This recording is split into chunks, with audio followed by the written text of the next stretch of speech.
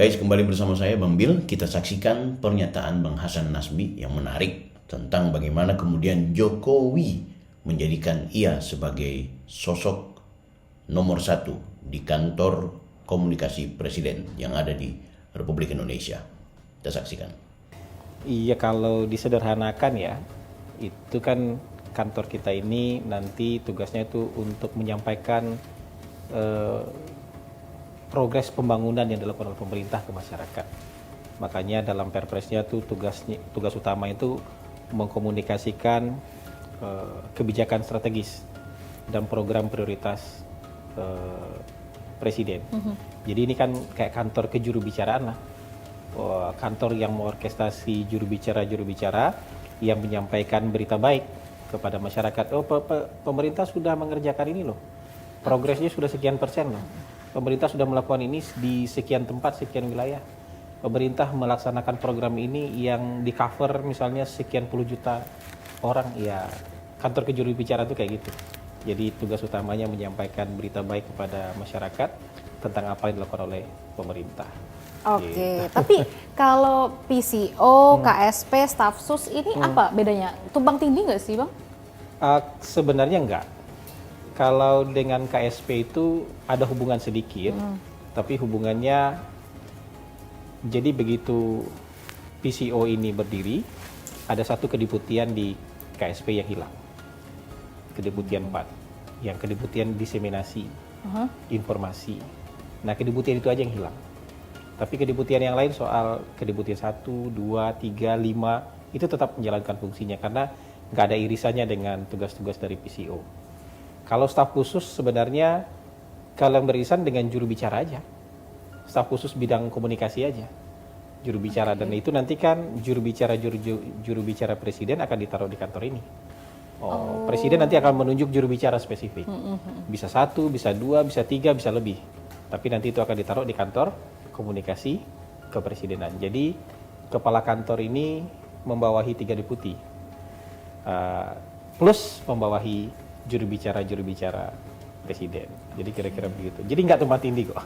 Tetap ada tupoksinya masing-masing ya. Staf khusus presiden yang di luar, yang tugasnya di luar komunikasi nggak terpengaruh apa-apa. Jadi sama kayak KSP, deputi-deputi yang di luar diseminasi, mereka nggak terpengaruh sama sekali.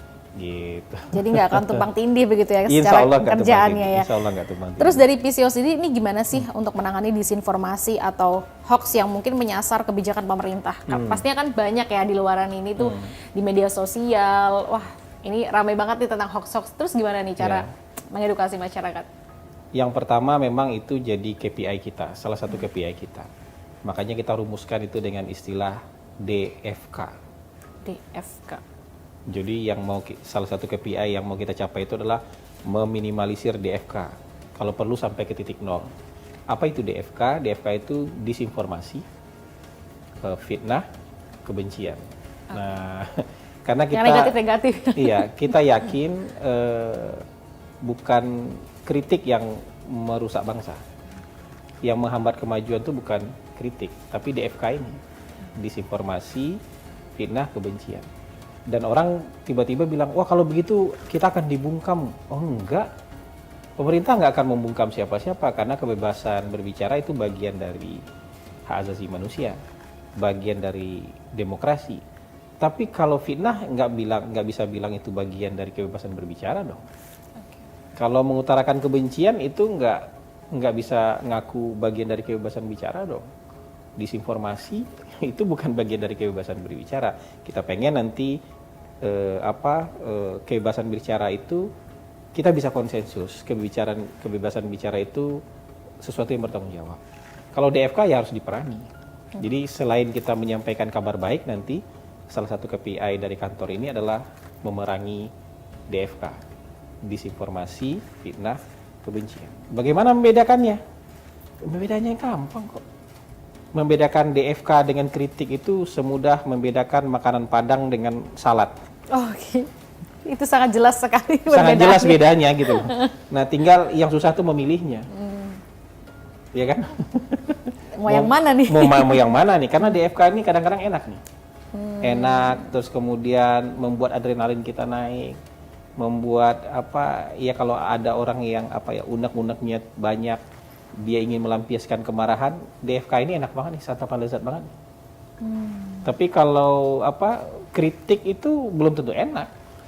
Iya kayak tadi itu salad itu, tapi kritik itu sehat buat kita. Ya. Nah, membedakannya gampang, memilihnya nggak gampang gitu. Membedakan gampang, memilihnya. Tapi Memilihnya cara gampang. memberantasnya gimana? Berarti kan begitu banyak nih ya hoax-hoax ya mungkin Iya. pasti terdengar lah ya di PCO sendiri. Terus apakah akan mengklarifikasi atau seperti apa itu Bang? Ya tentu nggak bisa sendirian dong, tentu nggak bisa sendirian dong. Jadi kantor PCO ini juga nggak cukup muscle-nya, ototnya untuk menangani itu semua. Harus kerjasama dengan lintas kementerian, lintas lembaga. Jadi nggak bisa. Kalau yang melanggar hukum ya kasih ke penegak hukum. Iya dong. Tapi kalau yang tugasnya meluruskan, tugasnya mengklarifikasi, tugasnya menyampaikan mana yang benar, mana yang salah, itu bisa menjadi bagian dari kita. Dan memang ini mungkin nggak bisa dalam jangka waktu yang pendek. Pasti ini dalam jangka waktu yang panjang. Kita berpacu aja. Kita harus membangun nih, mengejar bonus demografi, kita mau melompat keluar dari middle income trap, tapi kita nggak akan bisa sampai ke sana kalau negara kita itu masih dikurung oleh DFK tadi. Ya. Nah, kita berpacu dengan waktu nih untuk sampai ke sana nih, DFK juga harus kita minimalkan nih. Supaya apa? Supaya arah pembangunan kita tuh nggak terhambat, nggak kesandung. Yang harusnya kita bisa lari 100 km per jam, tapi gara-gara DFK banyak berhentinya, banyak istirahatnya, banyak mampir ke rest areanya gitu. Jadi nggak nyampe-nyampe kita di situ gitu. Jadi memerangi DFK itu juga bagian yang penting. Tapi menurut saya nanti orang akan sadar kok. Negara-negara yang bisa bergerak begitu cepat maju itu bukan negara yang mudah terpengaruh oleh DFK. Bukan negara yang diisi oleh orang-orang yang gemar menyebarluaskan DFK. Bahkan ada negara yang kampiun demokrasi, sekarang mau pemilu, pilpres, isinya DFK semua. Nah ini negara ini pasti declining nih, pasti turun nih. Coba lihat pertarungan di salah satu negara besar demokrasi yang menurut saya udah nggak bisa dijembatani lagi perbedaannya. Dan kita nggak tahu nih ujungnya kayak apa. Ya. Nah kalau negara kita yang maju juga belum, ya kan kita masih mau mengejar pembangunan, tapi sudah sibuk dengan DFK gini, ya lebih banyak kita mampir ke rest area nih, nambal ban bocor, ngisi BBM, istirahat dulu, minum-minum jajan, jajan. nggak nyampe-nyampe kita di tujuan yang kita inginkan. Iya. Karena banyak hal yang mendistract itu tadi ya. Banyak ke distract kita gitu, banyak ngantuknya kita harus masuk ke rest area kita. Oke, Bang, ini beberapa kali PCO juga ikut mensosialisasikan ya program presiden terpilih Pak Prabowo begitu kan. Dan ini apakah berarti PCO akan terus bekerja di masa transisi dan otomatis juga akan bergabung nih dengan pemerintahan baru nantinya? Nah begini, kalau kita mungkin bukan mensosialisasikan program pemerintahan berikutnya kalau hari ini, tapi menunjukkan komitmen dari pemerintahan yang sekarang, pemerintahnya Pak Jokowi, terutama komitmen anggaran terhadap program-program berikutnya. Kan di zamannya Pak Jokowi ini kan mungkin baru pertama kali nih presiden sebelumnya menyiapkan anggaran untuk program prioritas presiden berikutnya. Untuk program makan bergizi gratis sudah disiapkan. Untuk medical check up sudah disiapkan. Untuk perbaikan ruang sekolah sudah disiapkan. Jadi hampir semua program prioritas, bukan hampir semua program prioritasnya program hasil terbaik cepatnya Pak Prabowo nanti hari ini komitmen anggarannya sudah disiapkan oleh pemerintahnya Pak Jokowi. Jadi ini yang kita sebutkan. Jadi bukan berarti hari ini sudah mempromosikan pekerjaannya pemerintahan berikutnya, enggak. Tapi menyebutkan komitmen pemerintah untuk tahun depan itu Pak Prabowo udah bisa langsung tancap gas loh. Kenapa? Karena hari ini sudah disiapkan alas anggarannya itu sudah disiapkan. Nah, apakah PCO akan lanjut? Kalau lembaganya tentu akan lanjut. Karena PCO ini memang hari ini kan digunakan oleh Pak Jokowi itu nggak banyak. Pak Jokowi menggunakan badan kantor ini kan cuma 2 bulan paling. Itu pun juga nggak optimal karena sambil nyusun organisasi kan. Kita aja baru punya kantor nih baru 10 hari nih. Oh iya? Maksudnya sebelumnya yang definitif begini kan. Kan dari awal mulai dari nol tuh nggak simsalabim. Ada persiapan, ada proses. Ini diperbaiki dulu. Kemudian orang-orangnya direkrut dulu. Sistem kerjanya dibikin dulu. Struktur organisasinya harus disetujui dulu oleh Menpan RB. Nggak gampang. Ada tahapan-tahapan yang dilalui begitu kayak gitu, banyak tahapan yang harus dilalui, anggaran harus diajukan. Nah Pak Jokowi tentu nggak bisa optimal menggunakan ini dalam 2 bulan. Kan kalau saya masa jabatannya hanya 2 bulan nih, sampai 19 atau sampai 18 Oktober aja. Nah berikutnya PCO-nya tentu kepala PCO yang baru nanti. Tapi minimal embrionya kita sudah siapkan. Sudah terbentuk Nah, begitu ya? Kantornya tentu akan lanjut karena ini kebutuhannya Pak Prabowo Ya, nanti. betul. Tapi kalau orang-orangnya nanti itu terserah Pak Prabowo. Tadi kan sempat dimention berarti kurang lebih selama 2 bulan ya. Ini gimana nih sistem koordinasinya PCO sendiri dengan kementerian ataupun lembaga-lembaga pemerintah? Ya kalau sejauh ini sih semua kementerian sangat sangat kooperatif ya. Apalagi ketika kita juga mendapatkan tugas dari Pak Presiden melalui Pak Menteri Sekretariat Negara, Menteri Sekretaris Negara untuk juga ikut terlibat dalam mendiseminasi dan menyiapkan legasi 10 tahun Pak Jokowi. Jadi kantor kita baru ini juga sudah ikut dilibatkan dan sejauh ini kok kementerian dan lembaga kooperatif sekali. Diundang ke sini datang, mereka menyebut ini pencapaian selama 10 tahun terakhir, ini champion-championnya dan mereka, ini yang bisa kita sampaikan kepada masyarakat nanti. Ini yang mau kita diseminasi kepada masyarakat supaya mereka paham 10 tahun ini apa saja yang sudah dikerjakan oleh masing-masing kementerian, oleh masing-masing lembaga, masing-masing badan, dan ini semuanya dirangkum menjadi legasinya Pak Jokowi. Jadi menurut saya dalam waktu yang sangat pendek kemarin itu komunikasinya sangat baik dan dapat dukungan yang luar biasa juga dari masing-masing kementerian dan lembaga. Tapi PCO juga ngatur komunikasi Wapres juga nggak sih Bang? Oh gini, jadi ini kan lembaga kepresidenan. Ya. Jadi kalau kegiatan rutin Presiden, kegiatan rutin Wapres itu seperti sedia kala. Kegiatan rutin Presiden termasuk liputan-liputan rutin itu tetap dikerjakan oleh Setpres melalui Deputi PMI. Begitu juga Wapres, kalau kegiatan rutin, komunikasi harian, itu tetap di-handle oleh Setwapres. Jadi yang kita nggak menghandle kerjaan rutin itu. Yang kita handle adalah komunikasi program pemerintah. Oke. Program pemerintahnya apa, jadi bukan hari ini Presiden kemana, jadwal Presiden apa, kita tahu, tapi bukan itu bagian dari ranah komunikasi kita. Kalau itu ranah komunikasinya Biro Deputi PMI. Pers, media, dan informasi gitu. Protokol, media, dan informasi. Kalau di Setwapres juga begitu. Hariannya tetap dihandle oleh Setwapres. Misalnya mau belusukan, mau pergi kemana, ngajak wartawan, terus ngerjain apa di sana, itu tetap dihandle oleh Setwapres. Tapi kalau misalnya teman-teman media ingin tahu progres makan bergizi gratis sudah sejauh mana nih? Nah, itu kantor sini nggak apa-apa. Oh, oke. Jadi untuk program-program pemerintah lah ya. Program-program pemerintah itu. Jadi kita menyampaikan juru bicara itu sebenarnya menyampaikan program-program dan progres yang sudah dikerjakan oleh pemerintah. Gitu. Kapan mulainya nih makan bergizi gratis? Boleh tanya sini boleh. Oke. Ya, itu berapa daerah yang dapat? Boleh tanya sini. Gitu. Berapa siswa nanti yang di cover? Ya, boleh tanya sini. Gitu. Itu nanti akan bertugas menjelaskan begitu ya ke masyarakat luas tentunya tentang program dari Presiden sendiri. Selama ini ada hambatan nggak sih Bang? Maksudnya kan bagaimana ya, jutaan masyarakat ini kan yang mungkin ya ada yang perlu diedukasi, ada yang bisa mengerti, ada yang enggak, ada yang bahkan ngedecline gitu. Bahkan di negara maju pun begitu kan. Maksudnya kalau kita menyerah gara-gara masalah itu kita nggak maju-maju.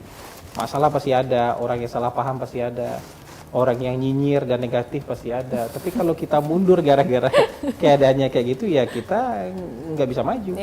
Ya diadakannya kantor ini salah satunya adalah itu, menghandle edukasi juga terhadap masyarakat supaya bisa menerima berita yang benar, tidak salah dapat informasi, sehingga tidak salah paham. Kadang-kadang kan gitu aja, salah baca judulnya salah nih, atau disinformasi, kemudian masyarakat salah paham, mereka salah bertindak, salah terima gitu. Bisa baca ujungnya bisa panjang.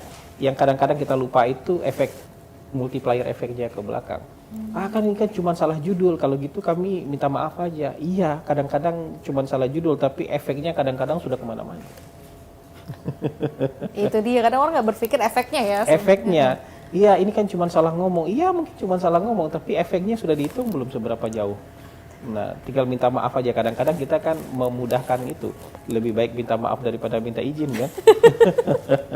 Kadang-kadang kita menggampangkan. Ya, itu lebih baik seperti kita itu. lupa efeknya udah sampai di mana gitu. Kalau hanya hubungan dua individu misalnya, ya udah orangnya nggak ada di rumah, saya perlu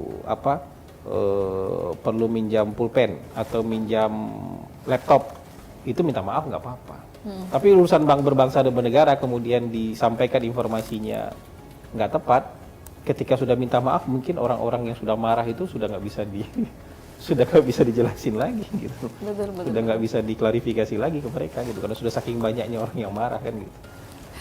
Kalau ngomongin soal komunikasi nih Bang, ini kan mahasiswa mungkin yang generasi Z dan milenial gitu kan, sahabat liputan.com. Komunikasi itu sebenarnya gampang, tapi kenapa susah ya dilakukannya? Banyaknya itu tadi miss segala macam. Apakah susah itu ngomong ke masyarakat? Sebenarnya enggak ya.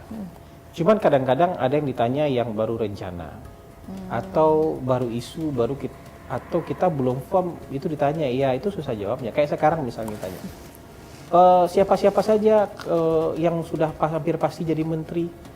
Pertama spekulasinya kita nggak punya level informasi itu, ya kan?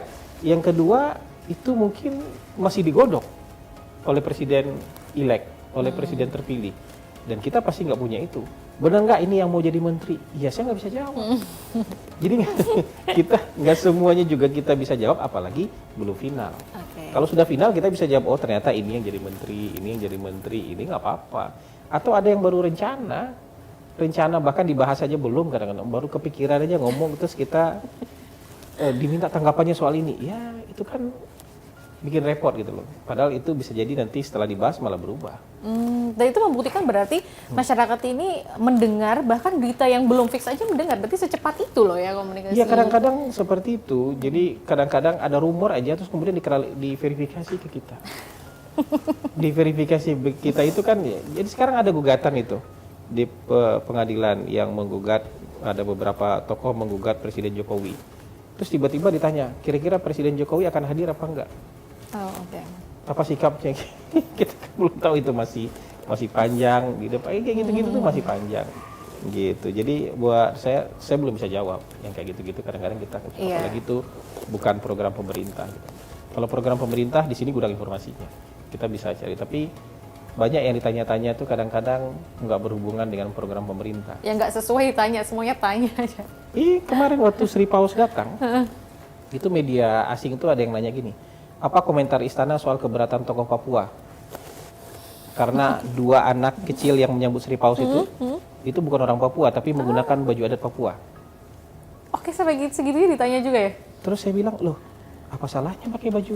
Kalaupun bukan, misalnya, kalau saya orang Padang juga boleh pakai baju Papua. Anak saya boleh pakai baju Papua. Anak Papua juga boleh pakai baju Padang, baju Jawa. Jadi kadang-kadang ditanyakan, nah kebayang nggak itu efek yang ditimbulkan oleh niat itu? Saya ngerasa niatnya bertanya itu, mohon maaf, niat bertanya itu nggak baik menurut saya. Ya.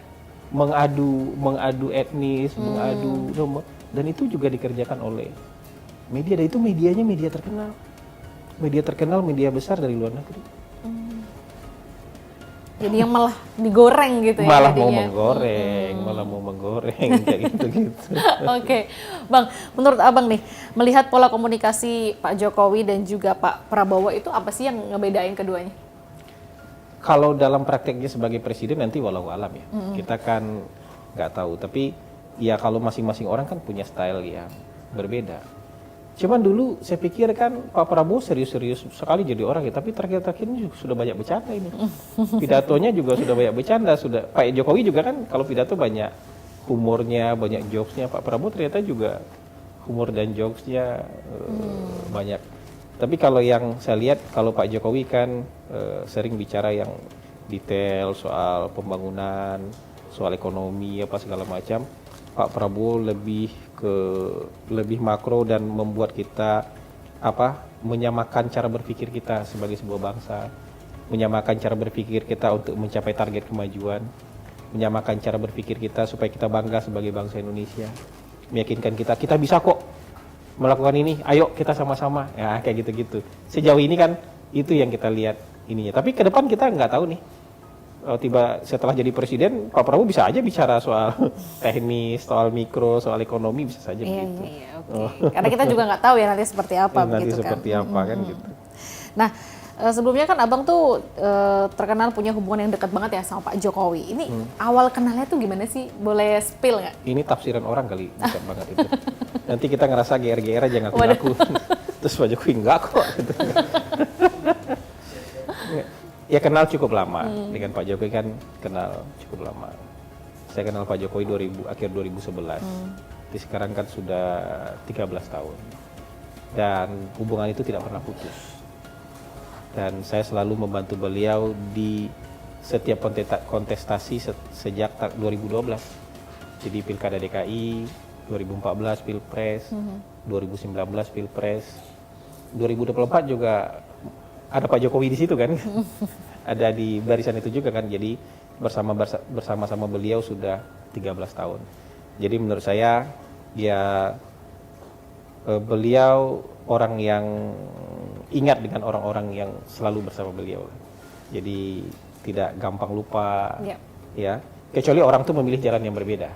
Oh, oke. Ya monggo ya, silakan. Monggo ya. silakan. Tapi kalau nggak memilih jalan yang berbeda, ya Pak Jokowi akan selalu ingat dan memperhatikan orang-orang itu. Tadi abang sempat bilang dari 2012 ya. Akhir 2011 saya kenal.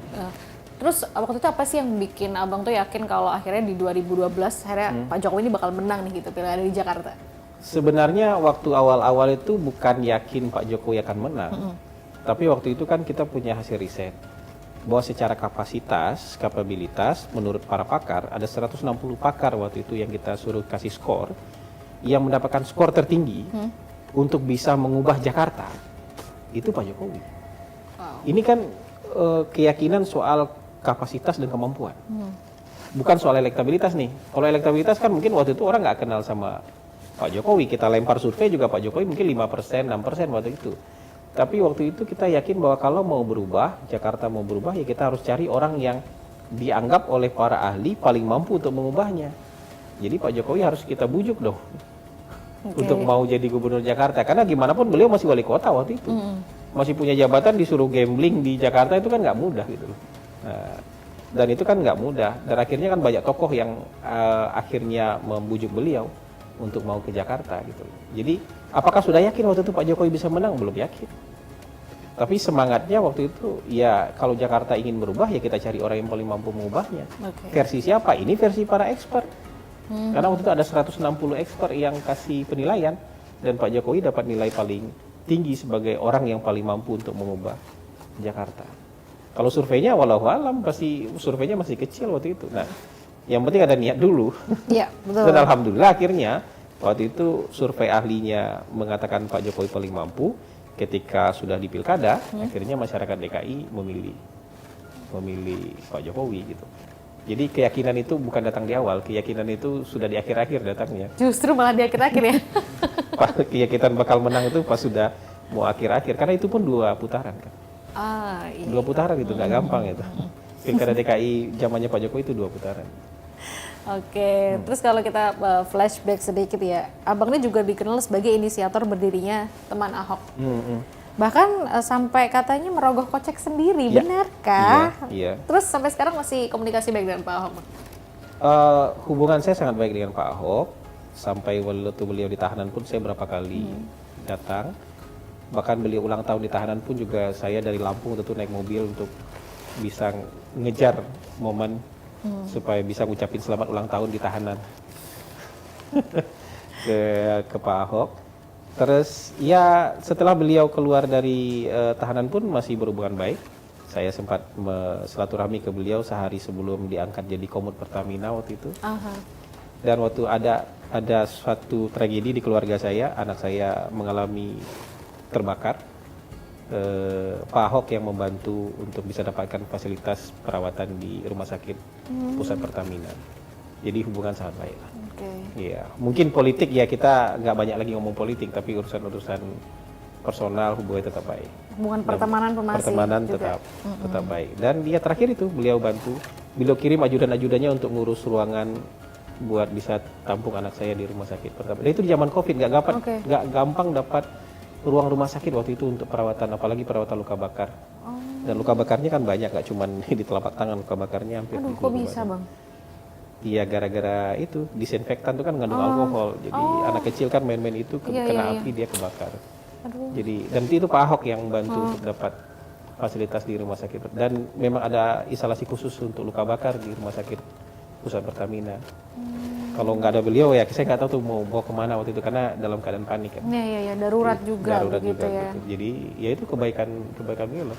Ajudannya standby sampai kita masuk tuh. Mungkin jam 12 malam atau jam setengah 1 itu ajudannya tetap di sana. Baru pulang setelah memastikan anak saya dapat ruangan dan dapat pelayanan yang baik. Baru ajudannya pulang. Jadi ya gitu hubungan baik. Oke, kalau itu tadi menggambarkan bagaimana kedekatan Abang sama Pak Ahok ya, yang bahkan Iya. masih menjalin hubungan baik sampai sekarang seperti keluarga begitu ya. Ya kalau pertemanan jalan terus. Politik kan nggak harus sama-sama, Oke. tapi pertemanan jalan terus. Iya, lain cerita begitu ya. Lain cerita itu. Kalau kedekatan dan pertemanan dengan Pak Jokowi boleh di-spill juga sedikit? Iya, kualat kita kalau ngomongnya pertemanan ya sama Iya, Pak iya. Jokowi yang kan bos kita. Kedekatannya maksudnya. Iya, ya menurut saya Pak Jokowi itu ini sangat perhatian lah. Iya, maksud saya juga saya sampai di titik ini kan nggak lepas dari Beliau. peran beliau. Dan nggak bisa cuma bilang, wah saya hebat-hebat sendiri aja sampai di sini, nggak. Ini banyak peran beliau banyak lah. Dan beliau tuh kan memang nggak lupa orang. Jadi kalau misalnya tiba-tiba aja tuh, memang nggak rutin, tapi tiba-tiba aja nanti itu, misalnya 1 bulan, 2 bulan, terus tiba-tiba aja tuh pasti ada panggilan tuh, diminta bapak ke istana, Oke. bisa ke Bogor, bisa di Istana Merdeka. Kita bicara banyak hal, bicara apa aja, bicara mulai dari yang santai sampai yang serius, berbagi informasi, sharing informasi. Dan Pak Jokowi kan tipikalnya memang mau menampung informasi dari banyak pihak. Jadi misalnya saya bicara dengan Sheila, kemudian Sheila menyampaikan sesuatu, itu disaring dulu, nggak langsung percaya. Panggil lagi orang lain kira-kira yang tahu ini siapa ya? Ya, panggil lagi orang lain yang tahu ini siapa. Oh, sehingga mungkin setelah manggil 2-3 pihak, kemudian dia bisa, oh iya, yang benar itu yang ini. Jadi selalu cari konfirmasi, Melihat perspektif orang lain juga melihat ya. perspektif orang lain. Jadi makanya kadang-kadang orang GR kan, wah tadi saya habis dipanggil presiden, saya udah jelaskan ini sama presiden, pasti ini nih. Oh, pasti presiden sudah tahu nih apa yang harus dilakukan. Itu namanya GR. Kadang mungkin di hari itu kita bukan satu-satunya yang dipanggil loh. Iya, iya. Habis kita tuh ada orang lain juga yang dipanggil dan ditanyakan hal yang sama loh. Jadi bisa saja ini. Jadi apa? Tapi beliau jago lah. Jadi ketika kita ketemu dengan beliau tuh kita pasti merasa orang paling penting di dunia. Karena ditanyai oleh presiden. Oke, ya betul. Pendapatnya tentang ini gitu kan. Dipanggil sama presiden aja udah ngerasa jadi orang penting. Orang penting, apalagi ditanya pendapatnya gimana, sebaiknya gimana, terus apa masalahnya apa, oh sebaiknya gini, oh iya gitu. Tapi kalau masuk akal buat beliau ya beliau memang akan terima ide itu. Tapi beliau menyaring semua informasi. Habis kita dipanggil pasti ada orang lain juga yang dipanggil, atau sebelum kita juga ada orang lain yang dipanggil. Jadi kita dipanggil tuh untuk mengkonfirmasi info dari orang lain kan, yang kayak gitu-gitu. Jadi makanya Pak Jokowi itu jago dalam mengambil keputusan. Jadi ketika mengambil keputusan tuh dia sudah dapat informasi yang cukup. Oke. Termasuk juga dingin melihat hasil survei, nggak emosional, nggak reaktif melihat hasil survei. Melihat hasil survei kalau lagi turun, oh ya, masalahnya di mana nih?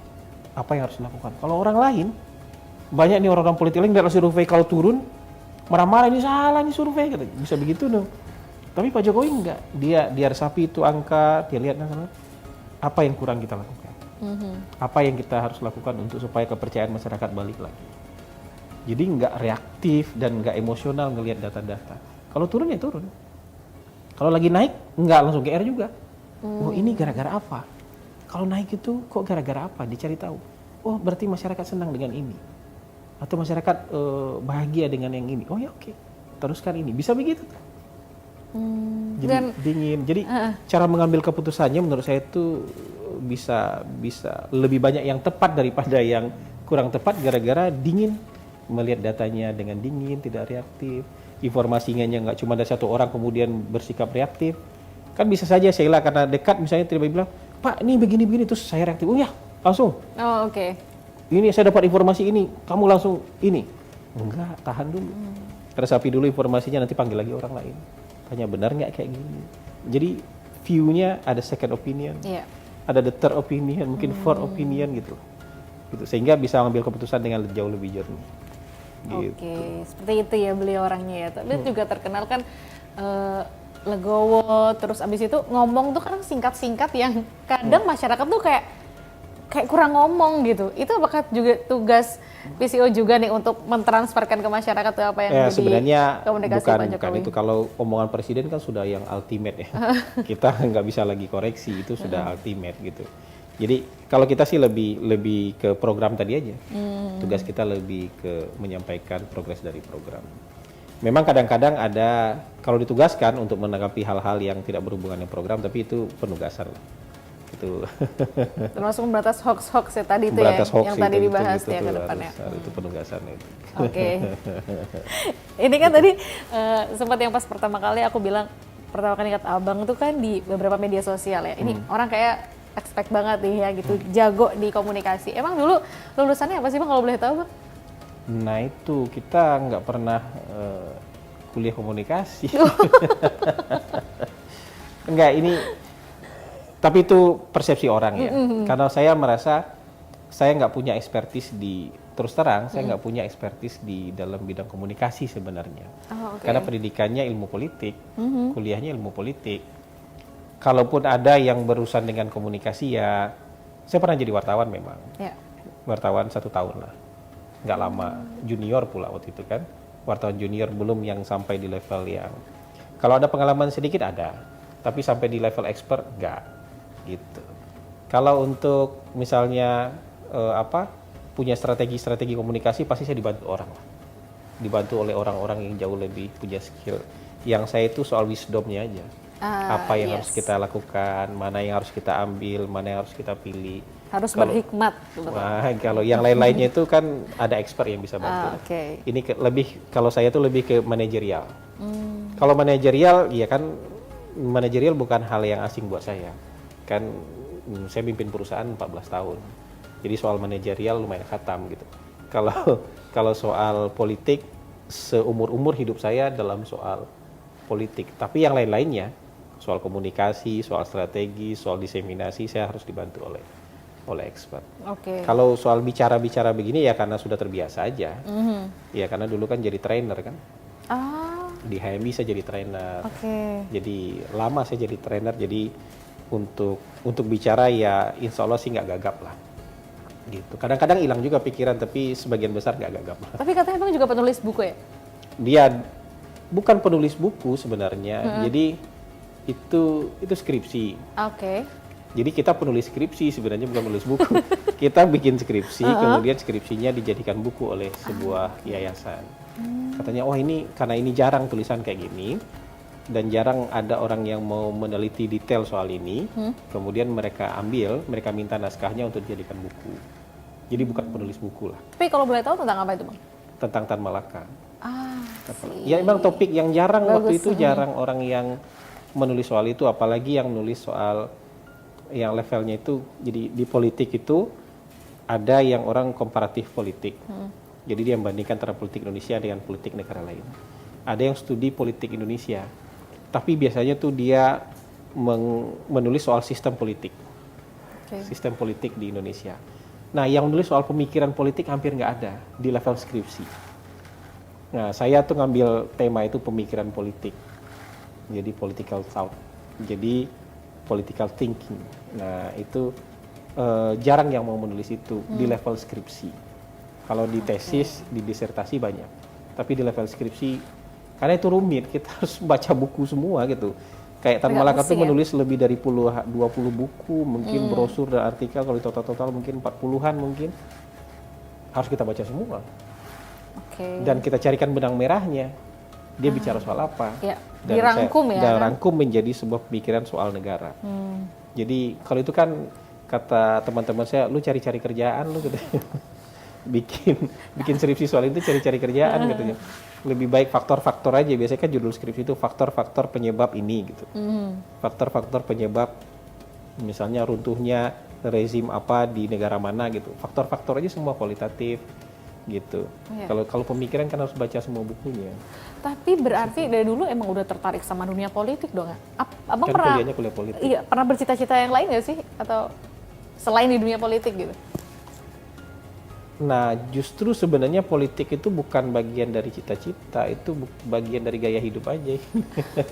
Oke. Dari hidup yang harus dilalui aja. Karena sebenarnya saya dulu punya teman di SMA, cita-cita kita tuh sama. Kita tuh pengen pensiun di usia muda, habis itu keliling dunia, itu aja. Wow. Tapi ya susah kan. Saya tuh udah mencoba berkali-kali untuk pensiun loh. Saya 2019 itu mundur dari perusahaan dan hanya jadi komisaris saja. Jadi CEO-nya saya lempar ke orang lain. Saya pikir udah bisa santai lah. Ternyata nggak santai juga. 2024 begitu selesai Pilpres, saya betul-betul mundur dari semua perusahaan tuh. Mundur dari komisaris, termasuk juga mundur dari kepemilikan. Biar bisa santai-santai. Jadi saya jalan-jalan tuh. Habis Februari itu isinya hidup saya jalan-jalan. Februari 2024, Februari, Maret, April, Mei, Juni, Juli, Agustus, semuanya saya jalan-jalan. Udah kemana aja itu selama Ya, itu? pokoknya jalan-jalan. Terus tiba-tiba begini. Ditarik lagi ya? Nah, terus tiba-tiba dapat amanah. Tapi kan ini harus disyukuri juga. Betul. Artinya ini kan kepercayaan. Ya. Ini kan kepercayaan, dan kepercayaan itu harus dikerjakan sebaik-baiknya gitu. Kemarin udah sempat tuh menikmati, mungkin 5 bulan, 6 bulan saya menikmati. 5 bulan lah menikmati jalan-jalan. Hampir setiap bulan saya keluar negeri. Wow. Hampir setiap bulan Seru saya keluar. juga ya? Iya. Refreshing terus, jadinya healing terus ya Bang? Ya healing, ya lumayan lah. healing gitu. Oke. Abang, boleh cerita sedikit nggak sih itu awalnya nih bisa akhirnya masuk ke TKN-nya Pak Prabowo Gibran? Iya, saya kan sudah nggak mimpin perusahaan konsultan politik lagi waktu itu. Iya. Kan yang ngerjain sudah orang lain. Nah, waktu itu saya lupa, mungkin bulan Oktober ya, diumumkanlah daftar orang-orang yang mengisi tim kampanye nasional. Terus saya lihat namanya banyak kan. Terus saya bilang saya telepon Bang Dasko, Bang, saya ingin masuk jadi tim kampanye nasional. Jadi saya mengajukan diri. Oh, oke. Saya mengajukan diri, mau jadi apa, kata Bang Dasko. Saya mau jadi jubir. Jadi minta spesifik jadi jubir. Memang saya minta spesifik jadi juru bicara. Walaupun saya sudah tahu di dalam itu sudah ada jubir-jubir sebelumnya. Mungkin sudah puluhan jubir-jubir waktu itu. Terus saya minta jadi jubir, saya bilang. Saya mau masuk tim Bravo dan saya mau jadi juru bicara. Nah, malam itu juga nama saya dimasukin sama Bang Dasko. Jadi ini beneran. Jadi Bang Dasko kayaknya juga nggak percaya waktu itu. Ini beneran katanya. Mau jadi jubir gitu. Mungkin nggak nyangka saya pengen masuk langsung jadi tim kampanye, kan belum pernah jadi tim kampanye. Biasanya kan jadi konsultan politik di balik layar. Dan hari ini kan memaksakan diri gitu. Bukan memaksakan diri, maksa. Saya mau jadi jubir gitu. Jadi Ngotot pokoknya ya. Ngotot mau jadi jubir, jadi taruhlah jadi. Jadi itu memang permintaan saya sendiri. Saya jadi jubir itu permintaan saya sendiri. Pas awalnya akhirnya terus ketemu sama Pak Prabowo? Oh, kalau sama Pak Prabowo jauh sebelumnya. Jadi saya ketemu Pak Prabowo itu mungkin Februari atau Maret 2023. Yang setelah sekian lama. Dulu saya pernah ketemu tahun 2012 selama Pilkada DKI, tapi mungkin beliau nggak notice. Nah, pertemuan yang intensif lagi tuh Februari atau Maret 2023. Itu yang fasilitasi ya mayor yang punya banyak fans itu. Mayor Teddy. dia apa? Itu kalau di survei Pilkada DKI jangan-jangan tinggi juga tuh nilainya. Iya, mak semua fans sama dia sih. Nah, dia tanya, Abang mau nggak ketemu dengan Pak Prabowo? Saya waktu itu juga agak kaget karena selama ini kan saya nggak punya ekspektasi apa-apa karena rekam jejak kan. Rekam jejak kita kan ngelawan Pak Prabowo selama ini. Entah apa-apa yang kita pernah tulis soal Pak Prabowo, yang kita pernah katakan soal Pak Prabowo, pokoknya banyak negatif lah. Tapi Pak Prabowo ini berkenan ketemu. Oke. Terus saya bilang sama Mayor Teddy, kalau Bapak mau ketemu saya dengan senang hati mau ketemu. Dan setelah itu kan beberapa kali ketemu. Mungkin 3 atau 4 kali ketemu, sampai saya memutuskan untuk dukung Pak Prabowo di bulan Agustus itu. Itu mungkin 4 kali ketemu lah. Dan semua pertanyaan yang jadi undang-undang saya sampaikan ke beliau. Dan saya pikir beliau akan marah kan. Saya pikir kita bakal kena timpuk seperti gambaran orang-orang gitu kan. Kalau orang menggambarkan Pak Prabowo kan kayak begitu. Kita pikir kita bakal, enggak. Beliau santai sekali, beliau jelaskan dengan baik. Saya bilang, jadi semua prasangka-prasangka buruk saya soal Pak Prabowo hilang sirna semua. Dan karena beliau itu wawasannya sangat luas, bacaannya sangat variatif ya. Beliau banyak tahu soal dunia, soal Indonesia, soal perkembangan peradaban, soal teknologi, soal pembangunan.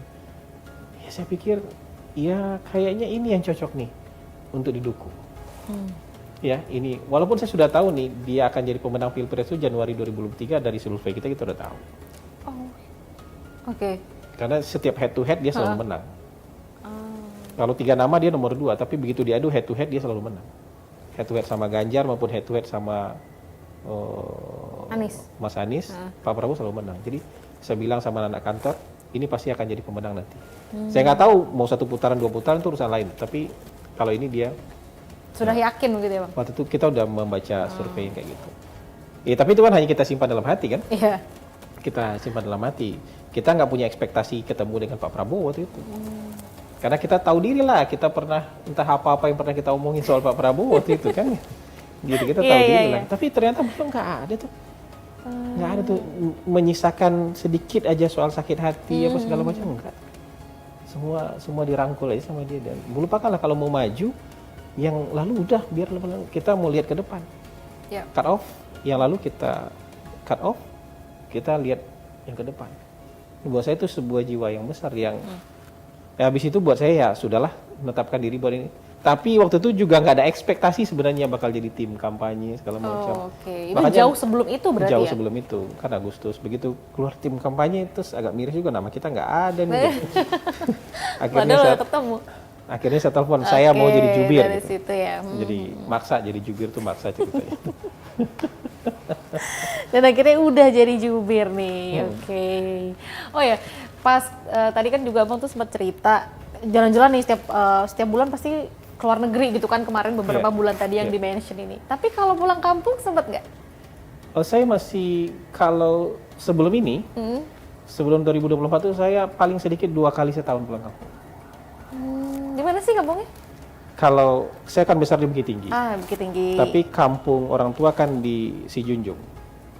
Di Tanjung Ampalu, Kabupaten Sijunjung. Jadi biasanya saya pergi 2 kota ini. Dua daerah ini. Kalau dari Bukit Tinggi, kemudian ke Sijunjung atau sebaliknya begitu.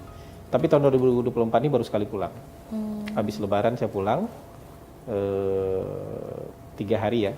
3 hari apa 4 hari di... Tapi nggak ke Bukit Tinggi, tapi di Sijunjung. Oh, di Sijunjung. Karena kampung orang tua kan di sana, nengok orang tua sekalian di Sijunjung. Tapi masih lah.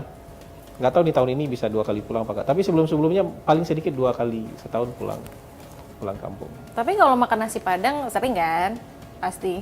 Iya, kalau di sini sekali seminggu minimal. Oh. Jadi kalau tiap hari itu kayaknya berdosa. Oh. Berdosa sama tubuh gitu, sama berat badan. Tapi sekali seminggu haruslah. Kalau level-level stres agak tinggi ya udah kita makan Padang. Oh baik. Gitu. untuk pengobat stres ya justru ya untuk makan nasi relaksasi Padang. gitu. Oh iya. Kalau level stres agak tinggi lah kita cari nasi Padang aja gitu. Nasi Padang lauk favoritnya apa Bang? Kalau saya tunjang. Tunjang. Jadi tahu tunjang nggak? Tunjang itu kikil. Sama satu lagi tambunsu. Nggak tahu tambunsu apa. Tambunsu itu usus. Kalau yang saya paling suka tapi di sini jarang. Biasanya di situ sama telur sama kelapa. Kalau di sini banyak diisi sama tahu aja kayak. Kalau di rumah makan kalau di Sumatera Barat tuh diisinya sama telur sama kelapa. Itu usus gitu. Jeroan ya. Aduh, ya makanya jeroan ya nggak boleh setiap hari ya iya, makanya. Iya nggak boleh tiap hari. Jadi ya hampir selalu tunjang sama tambunsu. Oke. Dan itu cukup untuk mengobati rasa rindu pulang kampung ya? Oh enggak juga kan ininya beda ya. Kalau di sini ya? Bukan rasanya beda, suasananya beda. Kalau ini kan untuk ini sesaat aja. Tapi kalau benar-benar pengen, kalau pulang kampung itu kan suasananya dapat, alamnya dapat, musiknya. Jadi komplit loh itu. Jadi ada musiknya. Jadi kalau kita mau makan di tempat-tempat makan biasa juga ada musiknya. Kalau makan di pasar tuh musiknya satu pasar tuh ada musik.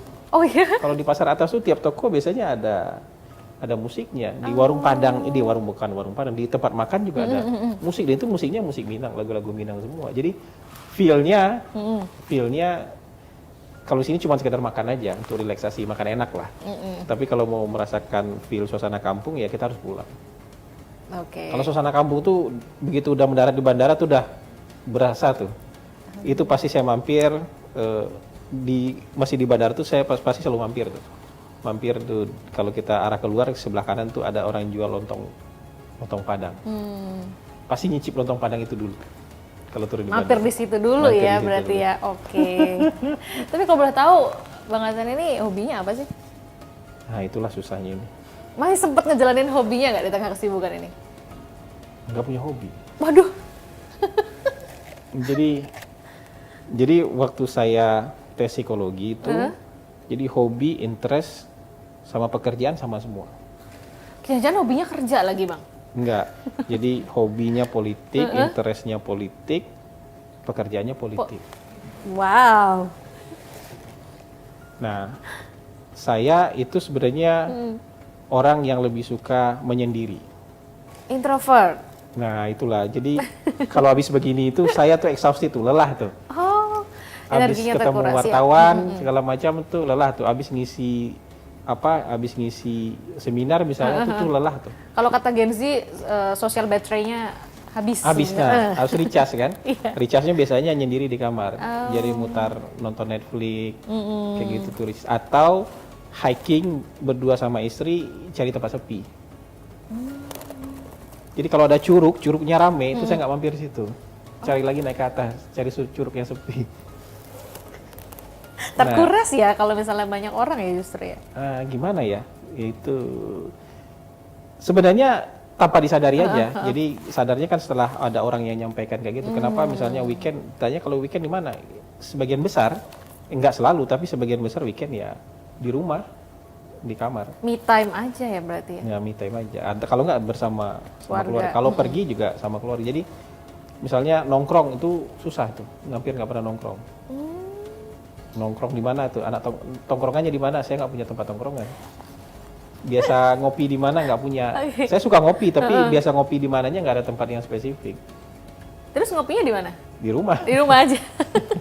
Atau kalau misalnya sama anak kantor kan sudah dekat ya. Karena saya udah anggap itu circle, yaitu saya bisa nongkrong tuh ngopi di mana. Oke. Tapi kalau dengan yang orang baru atau dengan teman yang sudah lama nggak ketemu itu susah tuh. Dan kadang-kadang dianggap sombong padahal kita lagi exhausted gitu.